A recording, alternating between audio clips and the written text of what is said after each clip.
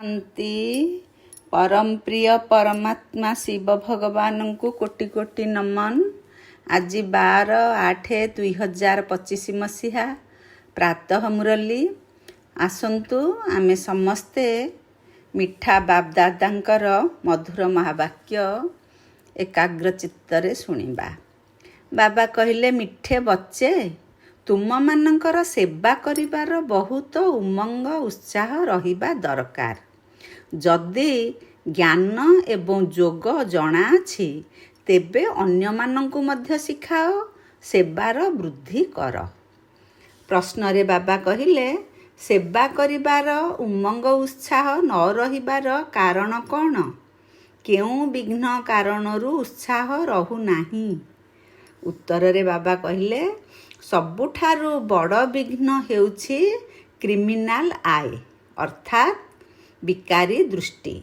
एही बेमारी सेवा प्रति उत्साहित हेबा पाई दिए नाही। एहा बहुत कड़ा बेमारी।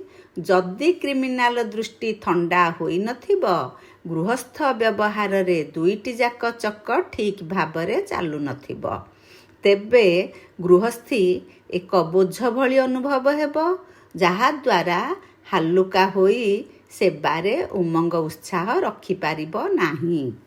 गीत हला जाग सजनिया जाग। ओम शांति। मधुर संतान माने एही गीत शुणिले। एहीपरि 2-4टी भल गीत अछि जहा समस्तंक पाखरे रहिबा दरकार अथवा टेप्रे भरिबा उचित। वास्तवरे एही गीत मनुष्य मानक द्वारा रचित बोली कुहाजिब। ड्रामा अनुसारे तांकु जहा टच होईछि ताहा पुणी पिलामानंक कामरे आसुछि। एपरि गीत पिलामाने शुणिबा द्वारा निशा चढ़ी थाए। पिलामानंकु तो निशा चढ़िबा उचित जे एबे आमे नुआ राजत्व स्थापन करुछु, रावण ठारू राज्य नेउछु। जेपरि केही युद्ध पाई लढुथिले खियाल रही थाए ना, एहांकर राजत्व अधिकार करिनेबु, यांक गाँ को आमे निज हाथकू नेई जिबु। वास्तवरे सेमाने सबु विनाशी जिनिस पाई लढंती। तुमे संतान मानंकर लढेई माया सहित हेउछि, जहा विषय रे तुम ब्राह्मण मानक व्यतीत आउ काहाकू जଣା नाही। तुमे जानिछ आमुकू एही विश्वरे गुप्त रीति रे राज्य स्थापन करिबाकू हेबो अथवा बाबांक ठारू संपत्ति नेबाकू हेबो। एहाकू वास्तवरे लढेई भी कुहाजिब नाही। ड्रामा अनुसारे तुमे सत्व प्रधान रु तम प्रधान होई जाइछ, पुणी एबे सत्व प्रधान हेबाकू पड़िब। तुमे निजर जन्म को जानी नथिल, एबे बाबा बुझाउछंती। आउ जेउ सबु धर्म रहिछि सेमानकू एही ज्ञान मिलिब नाही। बाबा तुमे संतान मानंकू ही बसी बुझाउछंती। गायन मध्य रहिछि, धर्म रे ही शक्ति रहिछि। भारतवासी मानंकू एक कथा जଣା नाही जे आमर केउ धर्म। तुमे बाबांक द्वारा जानुछ जे आमर आदि सनातन देवी देवता धर्म। बाबा आसी पुणी तुमको सेही धर्म को परिवर्तित करुछंती। तुमे जानिछ आमर धर्म केते सुखदायी। तुमको काहा सहित लड़ेई आदि करिबा अनुचित। तुमको तो निज स्वधर्म रे स्थित रही बाबांको मने पकेबाकू हेबो। एथिरे ही समय लागि थाए। एपरि नुहे जे केवल कहीदेले स्वधर्म रे स्थित होई जिवो। भितरे एही स्मृति रहिबा उचित, मु आत्मा हेउछि शांत स्वरूप। मु आत्मा एबे तम प्रधान पतित होई जाइछि। मु आत्मा शांति धाम रे थिबा समय रे पवित्र थिली, परे पाठ करी तम प्रधान होई जाइछि। एबे पुणी पवित्र होई घर को फेरिबाकू हेबो। बाबांक ठारू संपत्ति नेबा पाई निजकू आत्मा निश्चय करी बाबांको मने पकाइबाकू हेबो। तुमको निशा चढ़िबा दरकार जे आमे हेउछु ईश्वरंकर संतान। बाबांको मने पकाइले ही विकर्म विनाश हेबो। केते सहज कथा। बाबांको मने पकाइबा द्वारा ଆମେ ପବିତ୍ର ହୋଇ ପୁଣି ଶାନ୍ତିଧାମକୁ ଚାଲିଯିବୁ। ଦୁନିଆର ଲୋକମାନେ ଏହି ଶାନ୍ତିଧାମ ସୁଖଧାମକୁ ବି ଜାଣିନାହାନ୍ତି। ଏକଥା କୌଣସି ଶାସ୍ତ୍ରରେ ନାହିଁ। ଜ୍ଞାନସାଗରଙ୍କର ଏକମାତ୍ର ଗୀତା ଶାସ୍ତ୍ର ହିଁ ରହିଛି, ଯେଉଁଥିରେ କେବଳ ନାମ ବଦଳାଇ ଦେଇଛନ୍ତି। ସମସ୍ତଙ୍କର ସଦ୍ଗତି ଦାତା ଜ୍ଞାନର ସାଗର ସେହି ପରମପିତା ପରମାତ୍ମାଙ୍କୁ କୁହାଯାଉଛି। ଆଉ କାହାକୁ ଜ୍ଞାନବାନ କୁହାଯାଇ ପାରିବ ନାହିଁ। ଯେବେ ସେ ଆସି ଜ୍ଞାନ ଦେବେ, ତେବେ ତୁମେ ଜ୍ଞାନବାନ ହୋଇପାରିବ। ଏବେ ସମସ୍ତେ ହେଉଛନ୍ତି ଭକ୍ତିବାନ। ତୁମେ ମଧ୍ୟ ଥିଲ, ଏବେ ପୁଣି ଜ୍ଞାନବାନ ହେଉଛ। କ୍ରମାନ୍ୱୟରେ ପୁରୁଷାର୍ଥ ଅନୁସାରେ କାହା କାହା ପାଖରେ ଜ୍ଞାନ ଅଛି, ପୁଣି କାହା ପାଖରେ ନାହିଁ। ତେବେ ତାଙ୍କୁ କ'ଣ କୁହାଯିବ? ସେହି ହିସାବରେ ଉଚ୍ଚ ପଦ ପାଇପାରିବେ ନାହିଁ। ବାବା ସେବା ପାଇଁ କେତେ ଉତ୍ସାହିତ କରୁଛନ୍ତି। ପିଲାମାନଙ୍କ ପାଖରେ ଏବେ ସେହି ଶକ୍ତି ଆସିନାହିଁ ଯେ କାହାକୁ ଭଲ ଭାବରେ ବୁଝାଇ ପାରିବେ। ଏହିଭଳି ପ୍ରକାରର ଯୁକ୍ତି ରଚନା କର। ଯଦିଓ ପିଲାମାନେ ମେହନତ କରି ସମ୍ମିଳନୀ ଆଦି କରୁଛନ୍ତି, ଗୋପଙ୍କ ପାଖରେ କିଛି ଶକ୍ତି ଅଛି। ତାଙ୍କର ଖିଆଲ ରହୁଛି ଯେ ସଂଗଠନ ହେଉ, ଯାହାଦ୍ୱାରା କିଛି ଯୁକ୍ତି ରଚନା ହୋଇପାରିବ, ସେବାର ବୃଦ୍ଧି କିପରି ହେବ, ଏଥିପାଇଁ ପ୍ରୟାସ କରୁଛନ୍ତି। ଯଦିଓ ନାମ ରହିଛି ଶକ୍ତି ସେନା, ପରନ୍ତୁ ଲେଖାପଢ଼ା ନୁହନ୍ତି।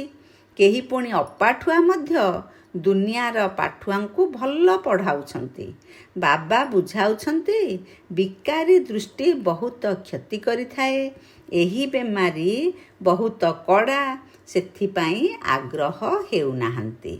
ତେଣୁ ବାବା ପଚାରୁଛନ୍ତି, ତୁମେ ଯୁଗଳ ଅର୍ଥାତ୍ 2 ଚକ ଠିକ୍ ଭାବେ ଚାଲୁଛ? ସେପଟେ କେତେ ବଡ଼ ବଡ଼ ସେନା ରହିଛନ୍ତି। ସ୍ତ୍ରୀଙ୍କର ଦଳ ମଧ୍ୟ ରହିଛି। ଲେଖା ପଢ଼ି କରିଛନ୍ତି, ତାଙ୍କୁ ସାହାଯ୍ୟ ମଧ୍ୟ ମିଳୁଛି। ତୁମେ ତ ହେଉଛ ଗୁପ୍ତ। କେହି ବି ଜାଣିନାହାନ୍ତି ଯେ ଏହି ବ୍ରହ୍ମା କୁମାର କୁମାରୀମାନେ କ'ଣ କରୁଛନ୍ତି। ତୁମମାନଙ୍କ ମଧ୍ୟରେ କ୍ରମ ଅନୁସାରେ ରହିଛନ୍ତି। ଗୃହସ୍ଥ ବ୍ୟବହାରର ବୋଝ ମୁଣ୍ଡ ଉପରେ ରହିବା କାରଣରୁ ନଇଁ ପଡ଼ିଛନ୍ତି। ବ୍ରହ୍ମା କୁମାର କୁମାରୀ ନିଜକୁ କହୁଛନ୍ତି, କିନ୍ତୁ ବିକାରୀ ଦୃଷ୍ଟି ଥଣ୍ଡା ହେଉନାହିଁ। ଏକାଭଳି 2ଟି ଚକ ଚାଲିବା, ଏହା ବହୁତ ମୁସ୍କିଲ। ବାବା ସନ୍ତାନମାନଙ୍କୁ ସେବା ବଢ଼ାଇବା ପାଇଁ ବୁଝାଉଛନ୍ତି। କେହି ଧନବାନ ଥିଲେ ମଧ୍ୟ ଆଗ୍ରହ ରଖୁନାହାନ୍ତି। ଧନର କ୍ଷୁଧାର୍ଥ ଅଟନ୍ତି। ପିଲା ଯଦି ନ ହେଲା, ତେବେ ପୋଷ୍ୟ ସନ୍ତାନ ଗ୍ରହଣ କରିଥାନ୍ତି। ଆଗ୍ରହ ରହୁନାହିଁ। ବାବା ମୁଁ ବସିଛି, ମୁଁ ବଡ଼ ଘର ନେଇ ଦେଉଛି। ବାବାଙ୍କର ଦୃଷ୍ଟି ବିଶେଷ ଭାବେ ଦିଲ୍ଲୀ ଉପରେ ରହିଛି। କାହିଁକି ନା ଦିଲ୍ଲୀ ହେଉଛି ରାଜଧାନୀ ମୁଖ୍ୟାଳୟ। ବାବା କହୁଛନ୍ତି, ଦିଲ୍ଲୀରେ ବିଶେଷ ସେବା କର। କାହାକୁ ବୁଝାଇବା ପାଇଁ ଅଫିସ ଭିତରକୁ ପଶିଯିବା ଦରକାର। ଗାୟନ ମଧ୍ୟ ରହିଛି ଯେ ପାଣ୍ଡବମାନଙ୍କୁ କୌରବଙ୍କ ଠାରୁ 3 ପାଦ ଭୂମି ମଧ୍ୟ ମିଳିନଥିଲା। ଏହି କୌରବ ଅକ୍ଷର ତ ଗୀତାରୁ ଆସିଛି। ଭଗବାନ ଆସି ରାଜଯୋଗ ଶିଖାଇଥିଲେ, ତାର ନାମ ଗୀତା ରଖାଯାଇଛି। କିନ୍ତୁ ଗୀତାର ଭଗବାନଙ୍କୁ ଭୁଲି ଯାଇଛନ୍ତି। ସେଥିପାଇଁ ବାବା ଘଡ଼ି ଘଡ଼ି କହୁଛନ୍ତି, ମୁଖ୍ୟ ଏଇ ବିଷୟରେ ଆଲୋଚନା ଆବଶ୍ୟକ। ଆଗରୁ ବାବା କହୁଥିଲେ, ବନାରସର ବିଦ୍ୟାନ ମଣ୍ଡଳୀମାନଙ୍କୁ ବୁଝାଅ। ବାବା ଯୁକ୍ତି ତ ବତାଉଛନ୍ତି, ଭଲ ଭାବରେ ଚେଷ୍ଟା କରିବା ଉଚିତ। ବାବା ବାରମ୍ବାର ବୁଝାଉଛନ୍ତି, ଦିଲ୍ଲୀରେ ଭଲ ଭାବେ ଯୁକ୍ତି ରଚନା କରି ସେବା କର। ସଂଗଠନରେ ମଧ୍ୟ ଏହି ସମ୍ବନ୍ଧରେ ବିଚାର କର। ମୂଳ କଥା ହେଉଛି, ବଡ଼ ମେଳା ଆଦି ଦିଲ୍ଲୀରେ କିପରି କରିହେବ। ଲୋକମାନେ ତ ଦିଲ୍ଲୀରେ ବହୁତ ହରତାଳ ଆଦି କରୁଛନ୍ତି। ତୁମେ ତ ଏପରି କୌଣସି କାମ କରୁନାହଁ। ତୁମକୁ ତ ଲଢ଼େଇ ଝଗଡ଼ା କରିବାର କିଛି କଥା ନାହିଁ। ତୁମେ ତ କେବଳ ସୁପ୍ତ ଆତ୍ମାକୁ ଜାଗ୍ରତ କରୁଛ। ଦିଲ୍ଲୀବାସୀଙ୍କୁ ହିଁ ମେହନତ କରିବାକୁ ହେବ। ତୁମେ ଜାଣିଛ ଯେ ଆମେ ବ୍ରହ୍ମାଣ୍ଡର ମଧ୍ୟ ମାଲିକ, ପୁଣି କଳ୍ପ ପୂର୍ବ ସଦୃଶ ସୃଷ୍ଟିର ମଧ୍ୟ ମାଲିକ ହେବୁ। ଏହି କଥାରେ ପୂର୍ଣ୍ଣ ବିଶ୍ୱାସ ରଖ। ଏହି ନିଶ୍ଚୟ ପକ୍କା ଅଟେ। ବିଶ୍ୱର ମାଲିକ ହେବାକୁ ହିଁ ପଡ଼ିବ। ଏବେ ତୁମକୁ ରାଜଧାନୀରେ 3 ପାଦ ଭୂମି ଦରକାର। ଯେପରି ଜ୍ଞାନର ଗୋଳା ଛଡ଼ା ଯାଇପାରିବ, ନିଶା ରହିବା ଦରକାର ନା, ବଡ଼ଙ୍କର ଆବାଜ ଦରକାର ନା। ଏ ସମୟରେ ସାରା ଭାରତ ହେଉଛି ଗରିବ। ଗରିବମାନଙ୍କର ସେବା କରିବା ପାଇଁ ହିଁ ବାବା ଆସୁଛନ୍ତି। ଦିଲ୍ଲୀରେ ତ ବହୁତ ଭଲ ସେବା ହେବା ଦରକାର। ବାବା ଇଙ୍ଗିତ କରୁଛନ୍ତି। ଦିଲ୍ଲୀବାସୀ ଭାବୁଛନ୍ତି ଯେ ବାବା ଆମର ଧ୍ୟାନ ଆକର୍ଷିତ କରୁଛନ୍ତି। ପରସ୍ପର ମଧ୍ୟରେ କ୍ଷୀରଖଣ୍ଡ ହୋଇ ସ୍ନେହରେ ଚଳିବା ଦରକାର। ପାଣ୍ଡବମାନେ ନିଜର କିଲା ପ୍ରସ୍ତୁତ କରନ୍ତୁ। ଦିଲ୍ଲୀରେ ହିଁ କରିବାକୁ ପଡ଼ିବ। ଏଥିରେ ଭଲ ବୁଦ୍ଧିମାନ ହେବା ଆବଶ୍ୟକ। ଏହାଦ୍ୱାରା ବହୁତ କିଛି କରିପାରିବ। ସେମାନେ ତ ବହୁତ ଗାନ କରୁଛନ୍ତି ଯେ ଭାରତ ଆମର ଦେଶ, ଆମେ ଏପରି କରିବୁ, କିନ୍ତୁ ନିଜ ପାଖରେ କିଛି ବି ଦମ୍ ନାହିଁ। ବିଦେଶୀମାନଙ୍କ ସାହାଯ୍ୟ ବିନା ଉନ୍ନତି କରିପାରିବେ ନାହିଁ। ତୁମକୁ ତ ଅବିନାଶୀ ବାବାଙ୍କ ଠାରୁ ବହୁତ ସାହାଯ୍ୟ ମିଳୁଛି। ଏତେ ସାହାଯ୍ୟ ଅନ୍ୟ କେହି ଦେଇପାରିବେ ନାହିଁ। ଏବେ ଜଲ୍ଦି କିଲା କରିବାକୁ ହେବ। ତୁମମାନଙ୍କୁ ବାବା ବିଶ୍ୱର ବାଦଶାହୀ ଦେଉଥିବାରୁ ବହୁତ ଆଗ୍ରହ ରହିବା ଦରକାର। ପର ଦର୍ଶନ, ପର ଚିନ୍ତନରେ ବହୁତଙ୍କର ବୁଦ୍ଧି ଅଟକି ରହୁଛି। ମାତାମାନଙ୍କ ଉପରେ ବନ୍ଧନର ବିପଦ ରହିଛି। ପୁରୁଷମାନଙ୍କ ଉପରେ କୌଣସି ବନ୍ଧନ ନାହିଁ। ମାତାମାନଙ୍କୁ ଅବଳା କୁହାଯାଏ। ପୁରୁଷମାନେ ବଳବାନ ଥାନ୍ତି। ପୁରୁଷ ବିବାହ କଲେ ତାଙ୍କୁ ଉତ୍ସାହିତ କରି କୁହାଯାଏ, ତୁମେ ହିଁ ଗୁରୁ, ଈଶ୍ୱର, ସବୁକିଛି ଅଟ। ସ୍ତ୍ରୀ ତ ସେପରି ଲାଙ୍ଗୁଡ଼ ସଦୃଶ, ପଛରେ ଯିଏ ଲଟକିଥାନ୍ତି, ବାସ୍ତବରେ ସିଏ ଲାଙ୍ଗୁଡ଼ ହୋଇ ଝୁଲିକି ରହିଥାନ୍ତି। ପତିଠାରେ ମୋହ, ପିଲାଙ୍କଠାରେ ମୋହ ଥାଏ। ପୁରୁଷମାନଙ୍କର ଏତେ ମୋହ ରହିନଥାଏ। ତାଙ୍କର ତ ଗୋଟିଏ ଜୋତା ଗଲା, ତେବେ ଦ୍ୱିତୀୟ ତୃତୀୟ ଆଣିଥାନ୍ତି। ଅଭ୍ୟାସ ହୋଇଯାଇଛି। ବାବା ତ ବୁଝାଉଛନ୍ତି, ଏହିଭଳି କଥା ସବୁ ଖବର କାଗଜରେ ବାହାର କର। ପିଲାମାନଙ୍କୁ ବାବାଙ୍କର ପ୍ରତ୍ୟକ୍ଷତା କରିବାକୁ ହେବ। ଏସବୁ ବୁଝାଇବା ତୁମର କାମ। ବାବାଙ୍କ ସହିତ ତ ଦାଦା ମଧ୍ୟ ଅଛନ୍ତି। ତେଣୁ ବାବା ସବୁ ସ୍ଥାନକୁ ଯାଇପାରିବେ ନାହିଁ। କହିବେ, ଶିବ ବାବା ଏକଥା କୁହ, ଆମ ଉପରେ ଏହି ବିପଦ ଆସିଛି, ଏହି କଥାରେ ଆପଣ ରାୟ ଦିଅନ୍ତୁ। ଏହିପରି କଥା ସବୁ ପଚାରିବାକୁ ଲାଗିବେ। ବାବା ତ ଆସିଛନ୍ତି ପତିତଙ୍କୁ ପବିତ୍ର କରିବା ପାଇଁ। ବାବା ତ କହୁଛନ୍ତି ତୁମକୁ ସବୁ ଜ୍ଞାନ ମିଳୁଛି। ଚେଷ୍ଟା କରି ପରସ୍ପର ମିଶି ରାୟ କର। ତୁମ ସନ୍ତାନମାନଙ୍କୁ ଏବେ ବିହଙ୍ଗ ମାର୍ଗର ସେବା ଦେଖାଇବା ଉଚିତ। ପିମ୍ପୁଡ଼ି ମାର୍ଗର ସେବା ତ ହୋଇ ଆସୁଛି, କିନ୍ତୁ ଏପରି ସେବାର ଚମତ୍କାର କରି ଦେଖାଅ, ଯେପରି ବହୁତଙ୍କର କଲ୍ୟାଣ ହୋଇଯିବ। ବାବା ଏହା କଳ୍ପ ପୂର୍ବରୁ ମଧ୍ୟ ବୁଝାଇଥିଲେ, ଏବେ ମଧ୍ୟ ବୁଝାଉଛନ୍ତି। ବହୁତଙ୍କର ବୁଦ୍ଧି କେଉଁଠି ନା କେଉଁଠି ବାନ୍ଧି ହୋଇ ରହିଛି। ଉତ୍ସାହ ନାହିଁ। ତୁରନ୍ତ ଦେହ ଅଭିମାନ ଆସିଯାଉଛି। ଦେହ ଅଭିମାନ ହିଁ ସତ୍ୟାନାଶ କରିଛି। ଏବେ ସତ୍ୟ ବାବା ତୁମକୁ ଶ୍ରେଷ୍ଠ କରିବା ପାଇଁ କେତେ ସହଜ କଥା ବତାଉଛନ୍ତି। ବାବାଙ୍କୁ ମନ ପକାଇଲେ ଶକ୍ତି ଆସିବ, ନଚେତ୍ ଶକ୍ତି ଆସିବ ନାହିଁ। ସେଣ୍ଟର ସମ୍ଭାଳିଲେ ମଧ୍ୟ ସେହି ନିଶା ରହୁନାହିଁ। କାହିଁକି ନା ଦେହ ଅଭିମାନ ରହିଛି। ଦେହୀ ଅଭିମାନୀ ହେଲେ ତ ନିଶା ଚଢ଼ିବ ଯେ ମୁଁ କେତେ ଶ୍ରେଷ୍ଠ ପିତାଙ୍କର ସନ୍ତାନ। ବାବା କହୁଛନ୍ତି ଯେତେ ତୁମେ ଦେହୀ ଅଭିମାନୀ ହେବ ସେତେ ଶକ୍ତି ଆସିବ। ଅଧା କଳ୍ପର ଦେହ ଅଭିମାନର ନିଶା ରହିଛି, ତେଣୁ ଦେହୀ ଅଭିମାନୀ ହେବାରେ ବହୁତ ମେହନତ ଲାଗୁଛି। ଏପରି ନୁହେଁ ବାବା ଜ୍ଞାନର ସାଗର, ମୁଁ ମଧ୍ୟ ଜ୍ଞାନ ଧାରଣ କରିଛି, ବହୁତଙ୍କୁ ବୁଝାଉଛି, କିନ୍ତୁ ଏଥିପାଇଁ ଯୋଗ ବଳର ଧାର ମଧ୍ୟ ଦରକାର। ଜ୍ଞାନ ତରବାରୀ ଅଛି, ବାବାଙ୍କ ସ୍ମୃତି ହିଁ ହେଉଛି ଯାତ୍ରା।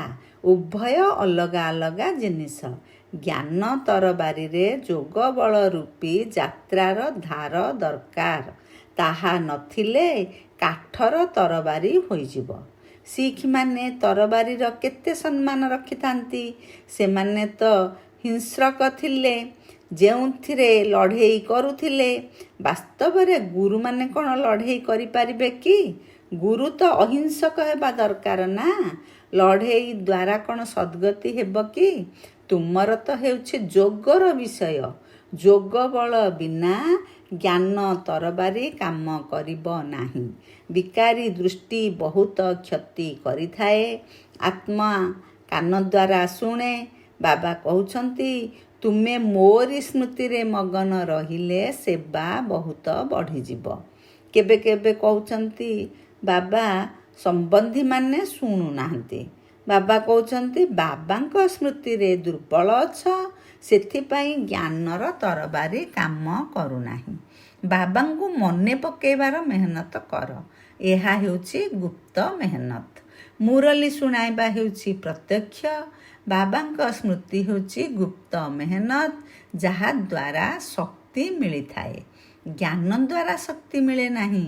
ତୁମେ ପତିତରୁ ପାବନ ଯୋଗର ବଳ ଦ୍ୱାରା ହେଉଛ। ରୋଜଗାର କରିବା ପାଇଁ ହିଁ ପୁରୁଷାର୍ଥ କରିବାକୁ ହେବ। ପିଲାମାନଙ୍କର ସ୍ମୃତି ଏକରସ ରହିଲେ ଅବସ୍ଥା ଭଲ ରହୁଛି ଏବଂ ବହୁତ ଖୁସିରେ ରହୁଛନ୍ତି। ଯେବେ ବାବାଙ୍କ ସ୍ମୃତି ଠିକ୍ ରହୁନାହିଁ, କୌଣସି କଥାରେ ଦ୍ୱନ୍ଦ୍ୱରେ ପଡ଼ୁଛନ୍ତି, ତେବେ ଖୁସି ହଜିଯାଉଛି। କ'ଣ ପିଲାମାନଙ୍କର ଶିକ୍ଷକଙ୍କ କଥା ମନେ ପଡ଼ୁନଥିବ? ଏଠାରେ ତ ଘରେ ରହି ସବୁ କିଛି କରି ଶିକ୍ଷକଙ୍କୁ ମନେ ପକାଇବାକୁ ହେବ। ଏହି ଶିକ୍ଷକଙ୍କ ଦ୍ୱାରା ବହୁତ ବହୁତ ଶ୍ରେଷ୍ଠ ପଦ ମିଳୁଛି। ଗୃହସ୍ଥ ବ୍ୟବହାରରେ ମଧ୍ୟ ରହିବାକୁ ହେବ। ଶିକ୍ଷକଙ୍କ ସ୍ମୃତିରେ ରହିଲେ ବାପ ଏବଂ ଗୁରୁ ନିଶ୍ଚୟ ମନେ ପଡ଼ିବେ। ବାବା କେତେ ପ୍ରକାରରେ ବୁଝାଉଛନ୍ତି, କିନ୍ତୁ ଘରେ ପୁଣି ଧନ ଦୌଲତ, ପିଲା ଛୁଆ ଆଦି ଦେଖି ବାବାଙ୍କୁ ଭୁଲି ଯାଉଛନ୍ତି। ବହୁତ ବୁଝାଉଛନ୍ତି ମଧ୍ୟ ତୁମକୁ ରୁହାନୀ ସେବା କରିବାକୁ ହେବ। ବାବାଙ୍କ ସ୍ମୃତି ହିଁ ହେଉଛି ସର୍ବୋଚ୍ଚ ସେବା। ମନସା ବାଚା କର୍ମଣା ବୁଦ୍ଧିରେ ବାବାଙ୍କ ସ୍ମୃତି ରହୁ। ମୁଖ ଦ୍ୱାରା ମଧ୍ୟ ଜ୍ଞାନର କଥା ଶୁଣାଅ।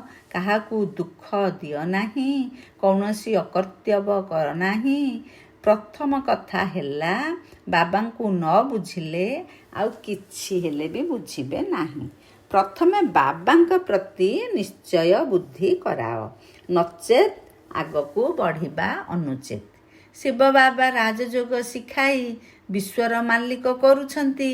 ଏହି ଛି ଛି ଦୁନିଆରେ ମାୟାର ବହୁତ ଚାକଚକ୍ୟ ରହିଛି। କେତେ ଫେସନ ହୋଇଗଲାଣି। ଛି ଛି ଦୁନିଆ ପ୍ରତି ଘୃଣା ଆସିବା ଦରକାର। ଏକମାତ୍ର ବାବାଙ୍କୁ ମନେ ପକାଇଲେ ତୁମର ବିକର୍ମ ବିନାଶ ହେବ, ପବିତ୍ର ହୋଇଯିବ।